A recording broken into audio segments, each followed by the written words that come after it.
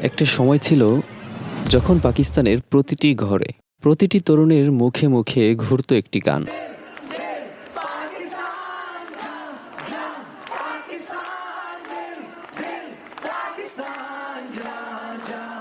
আর এই গানের পেছনে যার জাদুকরী কণ্ঠ, তিনি জুনায়েদ জামশেদ। ৩রা সেপ্টেম্বর ১৯৬৪ পাকিস্তানের এক ধর্মপ্রাণ পরিবারে তার জন্ম। বাবা ছিলেন এয়ারফোর্স কর্মকর্তা। ঘরে সঙ্গীতের পরিবেশ না থাকলেও বিশ্ববিদ্যালয়ে গিয়ে সঙ্গীতই হয়ে উঠল তার আবেগ। ১৯৮৬ সালে যোগ দিলেন ভাইটাল সায়েন্সে, আর ১৯৮৭তেই দিল দিল পাকিস্তান তাকে রাতারাতি বানিয়ে দিল পাকিস্তানের আইকন। স্টাইল, হাসি, কণ্ঠ সব কিছুতেই জুনায়েদ ছিলেন অনন্য। পরপর হিট গান, তারপর একক ক্যারিয়ার, মডেলিং, বিজ্ঞাপন, টিভি, সাফল্য যেন শুধু তার দিকে ছুটে আসছিল। ১৯৯২ সালে লন্ডনের ঐতিহাসিক ওয়েম্বলি স্টেডিয়ামে তিনি যখন হাজারো মানুষের সামনে গান করেন, পাকিস্তানের যুব সমাজের চোখে তিনি তখনই হয়ে ওঠেন কিংবদন্তি।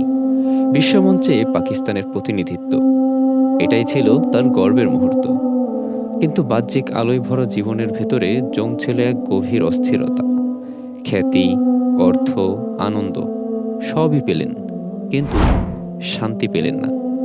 এই শূন্যতাই তাকে টেনে নিল অন্য পথে। একদিন করাচির রাস্তায় ঘর্মাক্ত শরীরে দাওয়াতি কাজ করা তাবলিগ জামাতের কিছু ভাইকে দেখে তার অন্তর কেঁপে ওঠে। এরা কেন এত কষ্ট করছে? এই প্রশ্নেই শুরু হয় তার অন্তরের পরিবর্তন। তারপর পুরনো এক সহপাঠীর ৩ বছরের মেহনতের পর অবশেষে জুনায়েদ একদিনের নিয়তে তাবলিগে যান, যা তার পুরো জীবনটাই বদলে দেয়। মাওলানা তারিক জামিল তাকে সাহস, দিক নির্দেশনা ও আত্মিক শক্তি জুগিয়ে যান।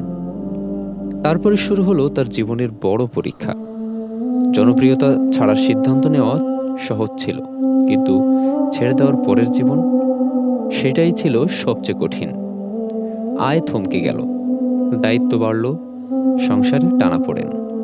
মনের ভেতর বারবার আসতো পুরনো জীবনে ফিরে যাওয়ার প্রলোভন, যেটা ছিল শয়তানের সবচেয়ে বড় হাতিয়ার। কিন্তু জুনায়েদ পিছু হটলেন না। তিনি জানতেন আগের পথ তাকে আলো দেয়নি। সে অন্ধকারে তিনি আর পা বাড়ালেন না। এদিকে হালাল রিজিকেরও খোঁজে রইলেন।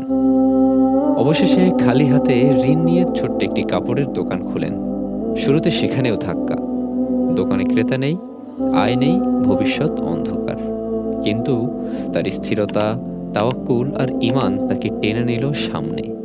ধীরে ধীরে সেই ছোট্ট দোকানেই বরকত নেমে আসে। গ্রাহক বাড়ে, পরিচিতি বাড়ে, আর সেখান থেকে জন্ম নেয় ইসলামী ফ্যাশন ব্র্যান্ড জেডট, যা আজ পাকিস্তান সহ বহু দেশে একটি প্রতিষ্ঠিত নাম। একটি ব্র্যান্ড যার ভিতরে রয়েছে সংগ্রাম, ত্যাগ আর ঈমানের গল্প। গান ছাড়ার পরেও তার কণ্ঠ থেকে সৌন্দর্য মুছে যায়নি। হামদ, নাতে তিনি আবারও বিশ্বজুড়ে মানুষের হৃদয় জয় করেন।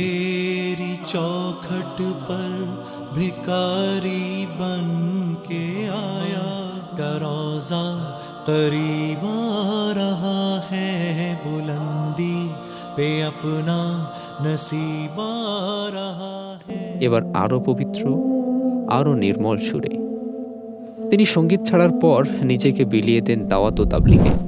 সারা বছরই থাকতেন দিনের কাজে বের হয়ে। সারা পৃথিবী ঘুরে বেড়াতেন মানুষকে আল্লাহর দিকে ডাকার জন্য। ২০১৬ সালের ৭ই ডিসেম্বর চিত্রাল থেকে ইসলামাবাদ ফেরার পথে PIA ফ্লাইট ৬৬১ দুর্ঘটনায় তিনি স্ত্রী সহ শহীদ হন।